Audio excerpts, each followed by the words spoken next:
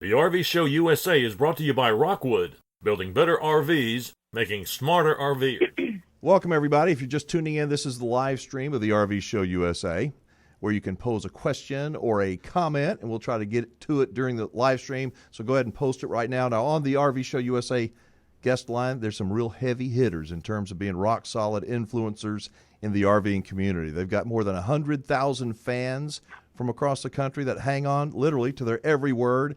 They're authors, full-time RVers. They're educators, and just recently appeared on the front page of the New York Times. How's that for a peek at a powerful resume? Let's go to Colorado Springs. My friends from RV Love, Marc and Julie Bennett. Greetings, guys.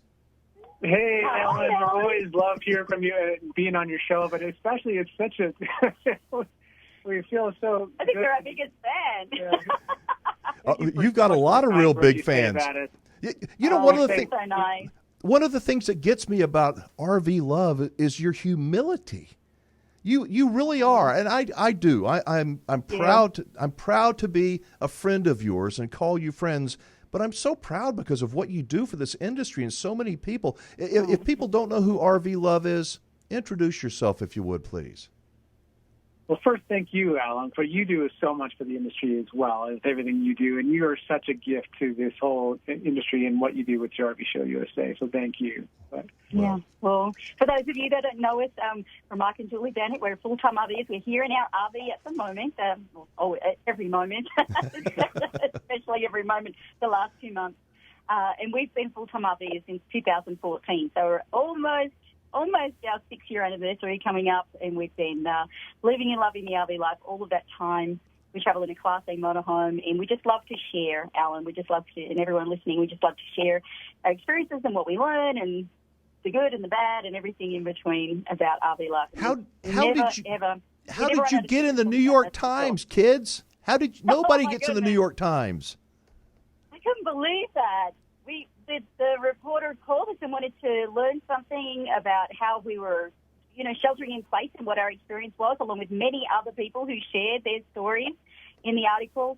And when we looked at the story on Friday morning, it came out on May 1st, and we could not believe it. Like right there in the New York Times, our name and RV Love, and they even linked to our website. Yeah.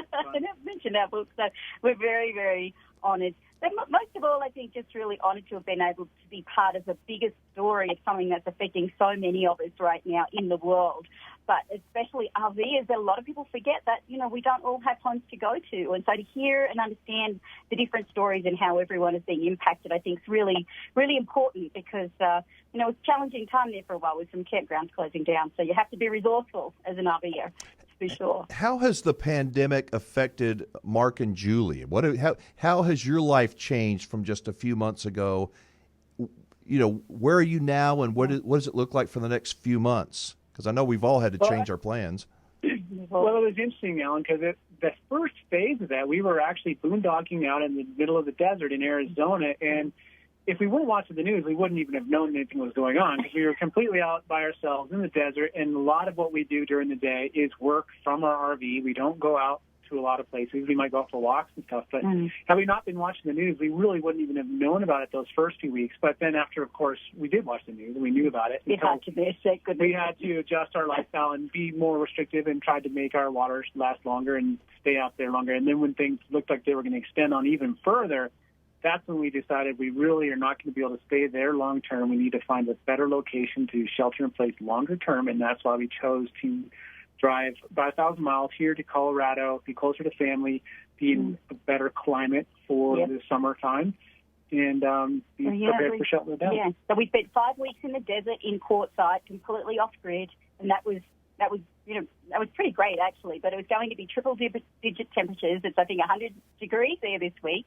And so when we hightailed it here, we're settled down at Garden of the Gods RV Resort here in Colorado Springs for 2 months. So we don't have to move. We never knew how long this was going to go, Alan. And I think part of the stress for a lot of people, especially those of us that are, don't have a stick and brick home is, well, what if they keep extending it? And you always have to think about where you're moving. So it's always on your mind. It's kind of you're always having to check the news, and it got a little stressful sometimes weighing up all of the options. How do you stay safe, minimize exposure, do the right thing?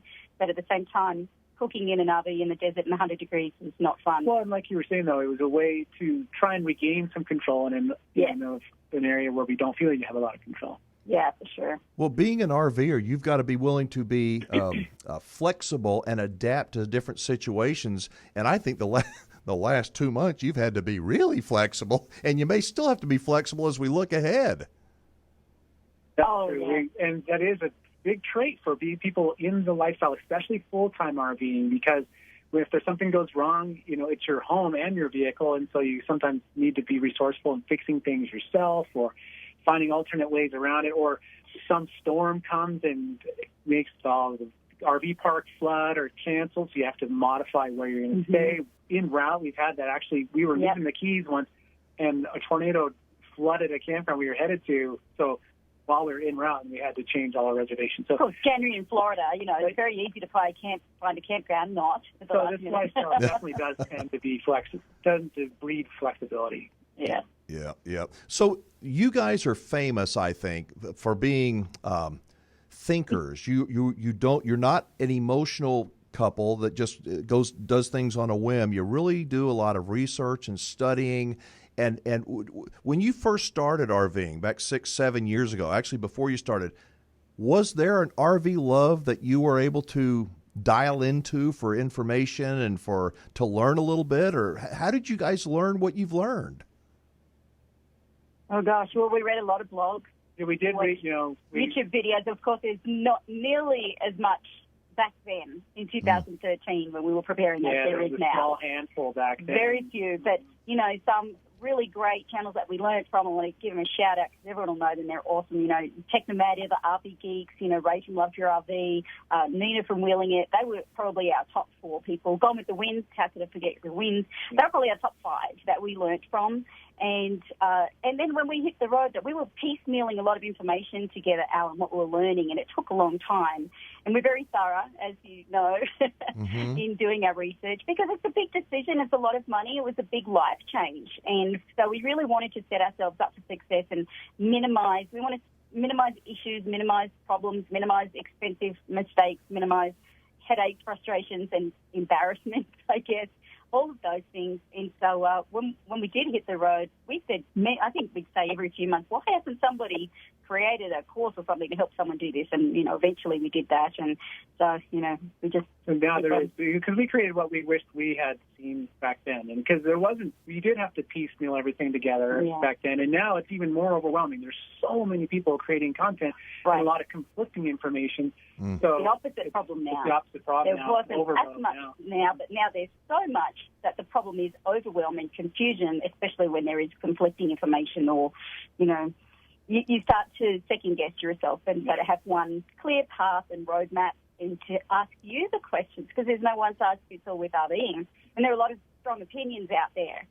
And our job is not to have a strong opinion. Our job is to ask questions of people and provide balanced, objective information so they can ask themselves the questions to then know which of those scenarios will best apply for them, so they can make the right choices for them, because there is no one way to RV. And we love the RV industry, but boy, there's a lot of opinions out there. Well, what I want to tell people is I don't get a nickel. I don't want a nickel off of anything, any of the courses or any of that you guys have, you guys sell, but you don't do it. You're not trying to sell a class. To me, it sounds like you are a very relationship-oriented couple who wants to build relationships with your students that last more than a class, that could last for years. And when we opened up the phone lines the other day and we said you can call, leave a message for Marc and Julie, people loved calling. I mean, you really are helping people all across this country. Well, we have developed wonderful relationships with our students, and every month we have live calls, and we get on a Zoom, and we all get to chat and ask questions. It's open. There's no structure, because we want to provide the space for everyone to ask questions about whatever they want, and it's so wonderful because they are sharing their experience too, whether they're on the road or not, or you're in between RVs, and so everyone's learning from their experience as well. So it's a really rich, supportive environment for people to be able to ask questions in a very safe, supportive space, and we don't know everything, but we can bring together other people that can answer some questions that might have a specific rig that we haven't had an experience with and talk to that, or how they dealt with a particular problem or challenge. So, we are going to give away a signed copy of your book, and I'm holding it up right now, Living the RV Life. And when you and I spoke, when we spoke on the radio the other day, did I hear right when you said this is in its third printing? Is that right? Yeah, they printed a third print run within a year. And Alan, this summer it's coming out in audio format as well. Audio format, you said? Yeah, this summer. That's awesome. I love it. So for somebody who doesn't know, who's just getting started, what is Living the RV Life, the ultimate guide to life on the road? What's the gist of this book? Well, for anyone that's thinking about spending an extended period of time in an RV, whether that's part-time or full-time or just somebody who likes to do more than just the occasional weekend in particular, there are a lot of questions, and in the book we provide the answers. So it's 9 chapters, and it's divided up into the practical aspects of RVing, the emotional considerations, which a lot of people don't think about, and just the planning and the preparation and the budgeting and learning all of the basics, what kind of an RV to buy, what you need to look for, how not to get electrocuted, all kinds of things, how to plan a great trip, how to save money. We want to stop. We really want to help people. There's so many ways that people can save money in RVing by making good decisions and avoiding making bad decisions. So we're big on that. In the New York Times, you've got a pretty good publisher, too. You want to tell everybody who your publisher is of your book? Right. Our publisher is Adams Media. They're actually a division of Simon & Schuster, which is one of the biggest publishing houses in the world. So we're very, very honoured that they reached out to us. And it's really fun to see our book when we go to bookstores all around the country in Barnes & Noble. And when it first launched, it was in Costco. That was really amazing to see giant stacks. Yeah, we're like little kids in a candy store.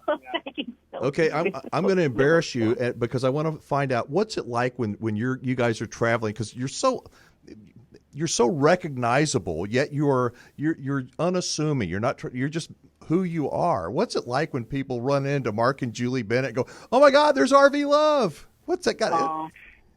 Well, it's kind of funny, but nowadays we're a little more used to it, and but it's certain types of campgrounds it happens far more than others, and then when we're boondocking, of course, it doesn't happen. But the first time it happens is the craziest. When it happened the first time years ago, someone called out my name and, "Hey, Marc," I'm like, "Hi." He's looking the car up. I was looking the car up at the campground, and the guy goes, "Well, you don't know me, but I know you." I'm like, "Well, how does that work?" Said, "Well, those videos you put on YouTube." I'm like, "Oh, those are public?"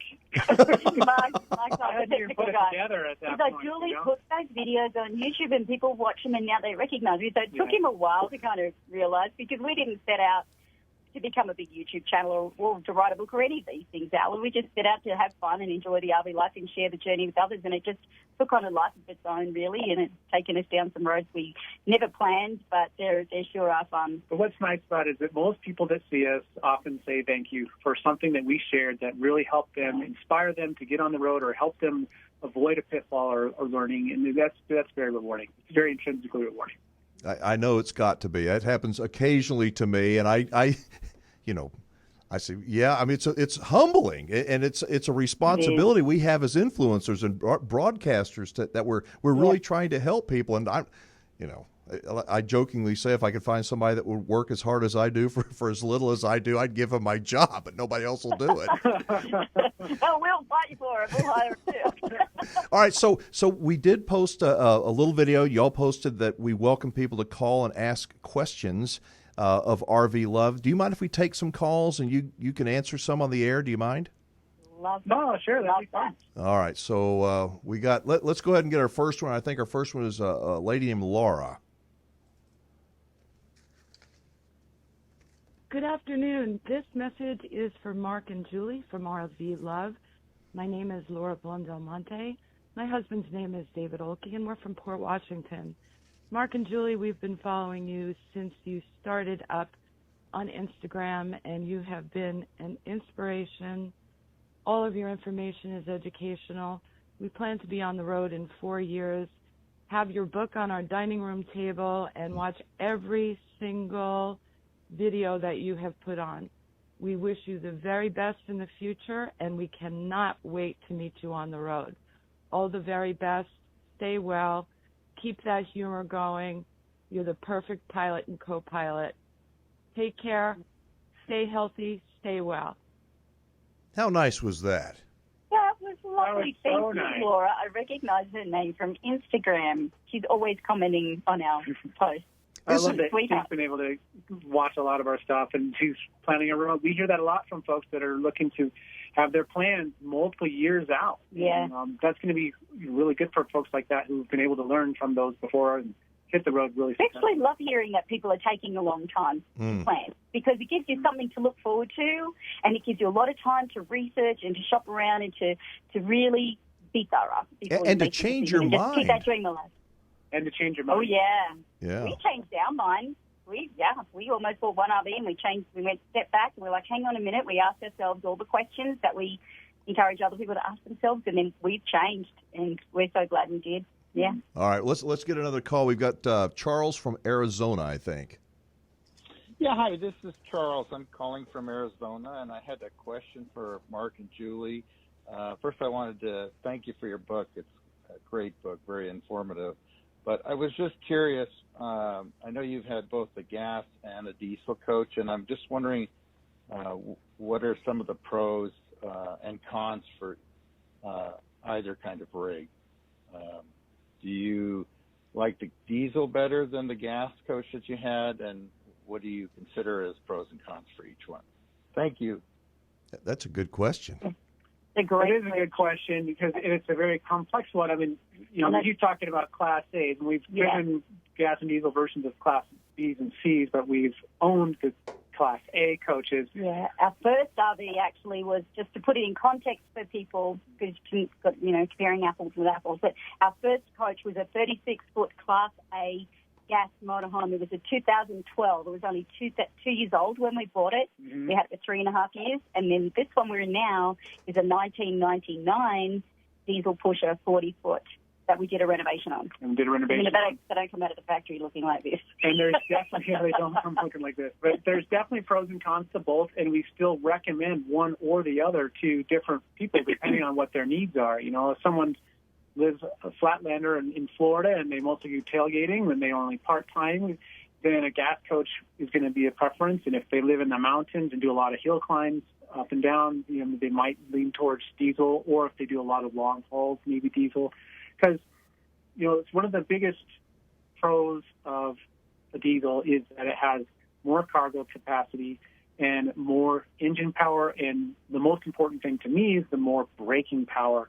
So that's a big safety feature. But gas coaches, they're a lower price point, especially if you're considering the similar era and same year range. They have less power. They have not as good a fuel economy and not as much cargo carry capacity. So they can't do as many residential feel because they don't have the cargo capacity. But I think the biggest factor for me is the safety and the drivability of the diesel. So if you're putting big miles or doing a lot of hills, that diesel is really worthwhile. But as far as the money, there's substantially more money for a diesel. So you either have to go a few years older, or a lot of years older, or plan on spending a lot more money. So like you said, it's a very complex answer, and it's different for everybody. It depends upon the needs of the individual. So, that's a really tough one to answer. So, and one more comment on that is that we loved our gas coach. It was absolutely the right coach for us at the time. We also love our diesel coach. It's the right coach for us at this time. But we definitely, depending on the person and all the questions we ask, and your we budget, would recommend one or the other, and both are great. We could still see ourselves in the gas coach someday. We really do love our diesel. Yeah, gotcha. All right, let's take another one. Go ahead. Yes, this question is for the Bennetts. My name is Lori Zen, and I'm calling from Marshall, Missouri. And my question is, what one thing do you feel that is necessary most of all to have in your RV or travel trailer when you're first starting out? Thank you. Wow. That's another tough one there. Well, you need a water and a sewer hose. Yeah, you better have one of the... My first thought is going literal with water and sewer hoses and stuff, but, And I think it's interesting to think about that, too. Kind of what we were saying with the questions is that we asked a similar question when we were doing our research back years ago, and the advice the person gave us on their top picks for what they should have, we went years and never actually purchased those. And a lot of it depends on the type of RV travel you do. But I think for me, one of my biggest regrets of not buying sooner would probably be the thing I would suggest someone get, and that's a fairly universal item no matter how you travel, and that would be a tire pressure monitoring system. First, before you even hit the road, because tire pressure, tire safety is so important. That's something Marc's always really prioritized, always taking care of our tires. And on our very first trip, actually, when we left Colorado, put the RV in drive, and we started heading to California, and we didn't have a tire pressure monitoring system at the time. Mm-hmm. And because they're not cheap, they're like $400 or $500, depending on how many sensors you need to get. Mm-hmm. We needed. How many do we need? 12? We would have needed, yeah. And so we stopped at a rest stop in Utah on our first, I think it was our second day of the trip. It was a 3-day trip. And we stopped, we walked the dog, we just had a little wander around. And as we were getting back into the RV, I said, let's just check the tires. I just had this feeling. Mm-hmm. And he went, check the tires. And the tow dolly, we used to tow a Mini Cooper on a tow dolly behind the motorhome. The tire and the tow dolly was completely shredded. Oh. Well, it was still holding there, but it was about to completely blow. If we would have gone my memory is that it was shredded. It was going to be toast. And that was a real risk factor. And had we had a monitoring system, we would have known that. Right. And just lucky we checked it. And we've known too many other people. And even new RVs, sometimes those RVs are sent off the line with tires that are okay for the weight of the trailer, empty but not loaded. Mm-hmm. And people often load them and even overload them. So keeping an eye on those tires and properly inflated is a really important factor. I know some manufacturers are making that a standard piece of equipment now on their new travel trailers and fifth wheels, and I think that's a really smart thing. I'm sure for good reason. Yeah, because it is so common. We know people that on their very first trip out had a blowout on their fifth wheel, and we see that a lot. It's actually very common, and so that's one thing that we really recommend strongly to people is we prioritize safety and tires, and that's one way to give you a lot of peace of mind. Hey, folks, if you're just joining us, my guests are coming to us live from Garden of the Gods RV Park at the base of Pikes Peak in beautiful Colorado. They are Marc and Julie Bennett with RV Love, and if you're looking for a great resource and folks who won't steer you wrong in terms of RVing and the overall RV experience, as I say, this is a super couple. So let's go ahead and take another call. What do you say? This is Julie, and I'm calling from Tennessee. I have a question for Julie and Marc Bennett. Are you still happy with the purchase of Cece and remodeling her? Now that you've lived in her for a while, are there things that you don't like about Cece? That is a great question, and I have to say we get that a lot, don't we? I think a lot of people, if you're not familiar with us, we did a whole 8-part series on our YouTube series of our Ultimate RV Makeover, we called it, and took you through the whole process, and it was a lot of work. We did it in about 3.5 weeks. Marc did most work, and my good friend Jane from Australia flew out to help us. We had some other friends, Brett and Danelle, as well, so we had a team working on it. And in terms of what is going on here in the inside, and you can see some of it here. You can maybe see this electric fireplace behind me. The new wall Marc put in a residential refrigerator here, all the way back there in the bedroom. Honestly, I love the inside of our CC, the remodel, considering how quickly it came together and how much work it was in such a short frame of time. I don't know. I mean, you know what I would have loved? I would have loved heated floors, which is a bit... But it was on the original wish list. It was on my wish list. I didn't get that. When I saw the timeline, no. We couldn't we got do that. And that was actually... We do both love the interior finishes. So and we also love our off-grid setup. That's been amazing for us to give us the additional travel freedoms. Right. We've got solar panels on the roof at 1,000 watts, and we've got 600 amp hours of battery and lithium batteries and a big inverter, and we can, look at it all on our iPhone and check all the battery levels, which is super cool. So we definitely love that. But the actual remodel itself, my friend Jane, if you watched our remodel series, she's an interior designer. She did an amazing job. She knows us well, and she knew what would suit our lifestyle. And she was amazing having this vision. And to think that someone else came up with the vision and the design for this coach, but we love it so much. I think says a lot about how well she knows it. It only took you 3 to 4 weeks to finish it, to do the entire remodel? Not the punch list. We had another month. We had a big deadline and pressure because we were going to be filming at a certain timeline, and we had a very hard deadline. And Jane had to fly back to Australia. We had a lot of things that were pushing that deadline. And we were living in it, Alan, when we did the remodel. So the sooner we got that done, the better. It is tough. Yeah, folks, if you want to see a great series of videos, you need to check it out. It's on RV Love, and you'll find it. But it is amazing what this couple did with a 1999 diesel pusher. It will rival most $500,000 coaches that you'd see on the road today. Oh, we think so. I'm serious. Mark did all the work himself, you know, Mark and Jane, our friends, Brett and Zanelle, but the outside still needs a little love. Most of our focus was on the interior. Yeah, but it's just super homey, super comfortable. It's a really well-built coach. That's why we bought this one. It's good quality. It's quite residential and good insulation. But we love it. You know, the bedroom's beautiful. It looks like a hotel room, this gorgeous, glamorous hotel room. We have chandeliers in our RV. I know people will laugh at us for that, but it's a lot of coach for not a lot of money right now, and that really makes us happy because that's we didn't spend a lot buying this RV. We bought it really at a low price, being 20 years old. It was a fraction of what it was new 20 years ago. And we put some money in the remodel, but because we did it ourselves, it really didn't cost that much.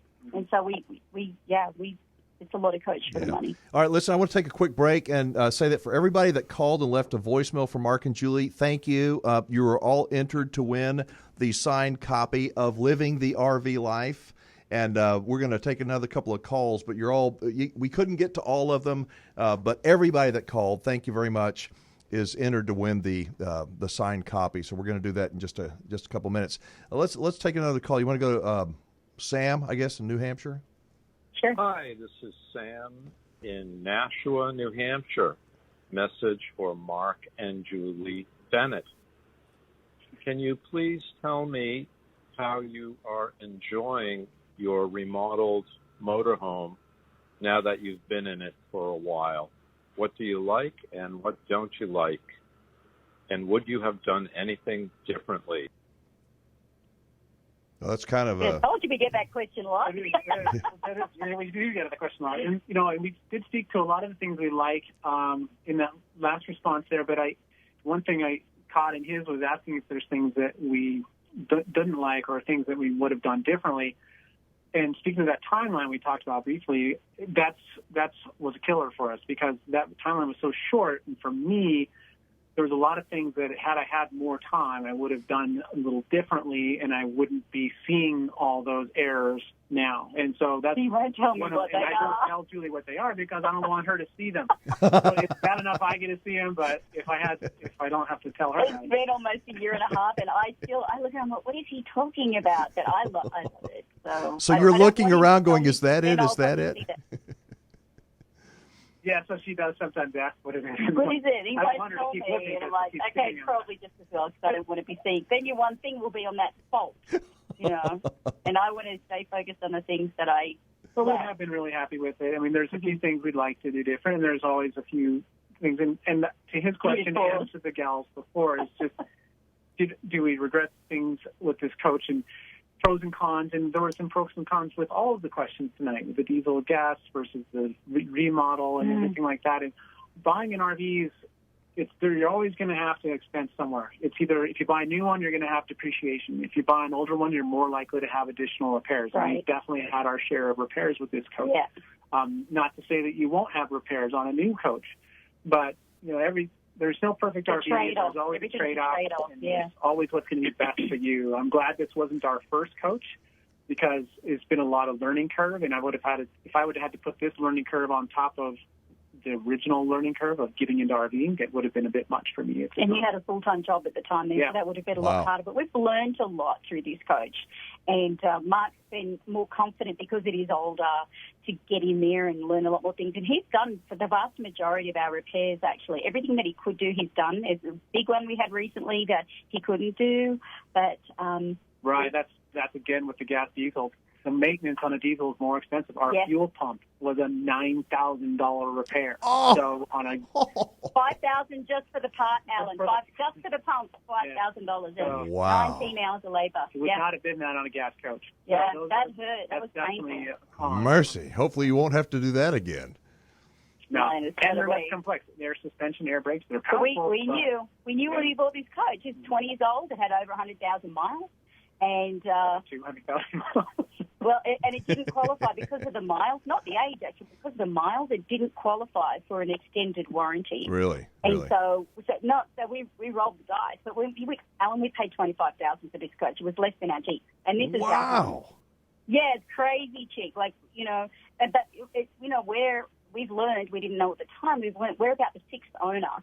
And, you buy something like this and it's been a one or a two owner coach, which a lot of them are in these country coaches. They've probably been more pristinely maintained.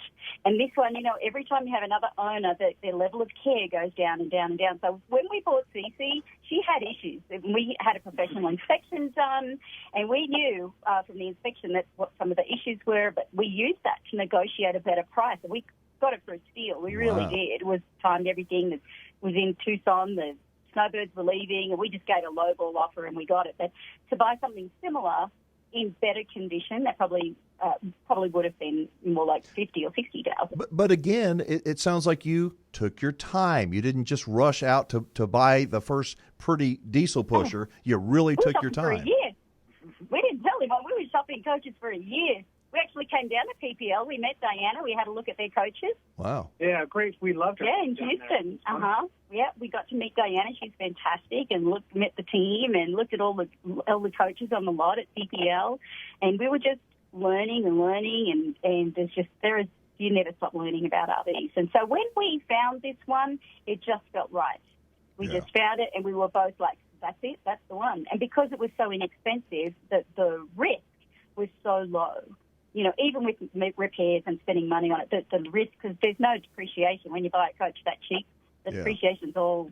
This was $230,000 new 20 years ago. So to Sam in New Hampshire, it sounds like they're happy with Cece. they like her a lot. It's by her fault. Let's get another call, and then we're going to draw for our winner of the signed book. Shall we do that? Go ahead, hit it, Shemaiah. Yeah. Hello, this is Michael Sutton and Louise Levenier calling from Casa Grande, Arizona, with a message for RV Love. We were really impressed with the way your New York Times article showcased your work, and we're really hoping that brings a lot of sales of your book to you guys over this period of time. Thanks. That was nice. That was so kind. And Michael and Louise are actually one of the first couples that joined our RV Success School on day one, and they full-timed for a year in a 16-foot little cab trailer. For a Really? year. Yes. Yeah. And I remember they asked them, the first call when we welcomed all the new students under a live call, and they said, well, we said, does anyone have any questions? And Michael said, well, what would you say to a couple that's been married for 34 years and is thinking about going full-time in a 16-foot cab trailer? And we said, well, the fact that you've been married for 34 years and you think you can do it, I think you've answered your own question. That's brave, and they did it. They're still full-time, but now they've upgraded. Now they're the larger one. And fun fact, on the cover of the current KOA Campground Guide directory, that's a photo of them and their little camper. If they go to a KOA, and you'll see really see them. Mm-hmm. How nice. They're a fun couple. Very fun. So real quickly, thank you for calling in, Michael and Louise. But before we pull the winner of the book, talk about your RV education school, because I know a lot of people are they're curious and they want to at least look into it. Who's it for, and how long is the course? Oh gosh, well you could probably. It's called RV Success School, and there's an all-access pass that gives you access to everything in there: in-depth interviews, modules, videos, written lessons, case studies, quizzes, workbooks, all kinds of material to give you a really deep immersion into learning about RVing and hitting the road and what you need to learn. And of course we have the life calls every month too. But it's a really great way. I mean, I think if somebody bought that school and then sat down and just study, it would take you a full week to get through the whole thing, but it would be a very deep, immersive learning. And, you need to give yourself more time to go out and put the things into action and go to dealerships and do more research. But it's a great guide to help people self-paced, do it at your own pace, your own time. It doesn't expire. It's lifetime access, and just people. And a lot of people, are actually have already done a lot of research, and they end up buying into the school and getting the all-access pass because they want to use it as a way of due diligence to make sure, well, I think I've covered everything, but what if I haven't? And I just want to make sure, and it's like a dotting the I's and crossing the T's. So we get everything from newbies to people that have had RVs for years but know that there's a very different scenario to going full-time or buying a different kind of RV and things change, to people that are actually very well researched and just want to make sure that they've covered all their bases. So it really is something for everyone in there. It's got to give you such a great feeling to know that you're helping so many people. Hear these calls, people from all over the country, and that you've really had such a positive impact on them. That's why we do it, Alan. That's what gets us up every morning, and that's why, when we have our tough days like everyone else and think, oh my gosh, I think a lot of people don't realize that we do work a lot and we're not always out there hiking and biking as much as we'd like to, but it is those calls, and everyone that's called in tonight, whether your call is played on air or whether you just left a message and we didn't quite get to you, thank you all so much for calling, for being part of our community and listening to the show here, because that really is the reason that we keep doing this. It is such, they say there are many forms of currency, and this is one that's very high value to us, is knowing the difference that we can make in other people's lives and give them the confidence and the courage to go out there and live their own RV life. You guys are so amazing. We're going to pick the winner in a second, but I got to tell you, your lighting, you look beautiful, both of you. The light, you've done this before. We've done a few video calls before.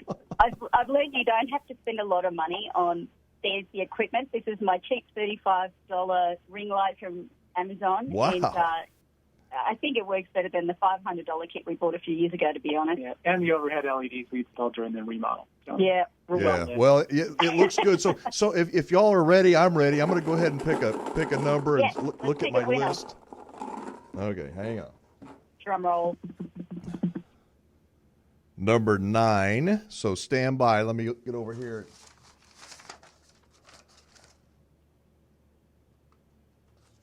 Sam from New Hampshire, but I don't know Sam's last name. So Sam, congratulations. You are the winner of... Sam. Do you know who Sam is? You don't know who Sam is? I don't think so. And we may know him, but not without the last name or an Okay. ID. But we'll get Sam. Well, we've got... And we'll autograph that book. We have caller ID, and we'll be able to forward you that information. So, Sam, congratulations, and thank you to everybody who called in to ask Marc and Julie questions. And I'm just so honored, as I said, to be your friend, and I look forward to catching up again with you all real soon. We would love that. We love hanging out with you in, when was it? February, in Texas at Big Cheese Campground. That was so wonderful. We what a love great that park. park. And speaking of humble, you speak so humbly about your park, but we loved it. It was fantastic, right on the lake. Based on how you talk about it, I wasn't expecting much, and we got there. I'm like, "What, are you kidding me? This is like the best pool and hot tub. I love it. It's right on the water. It was the staff are fantastic. Loved it. Can't wait to come back." Glad to see that you're having a lot of success with that. People booking it up full too. So people are getting out now. The restrictions are lifting. People are ready to get out there. Yes, they are. Well, thank you. Let's do it again soon, and you guys be safe and just be good. We'll talk again. Okay. Thanks, John. Thank you, everyone. All right. You take care. Bye.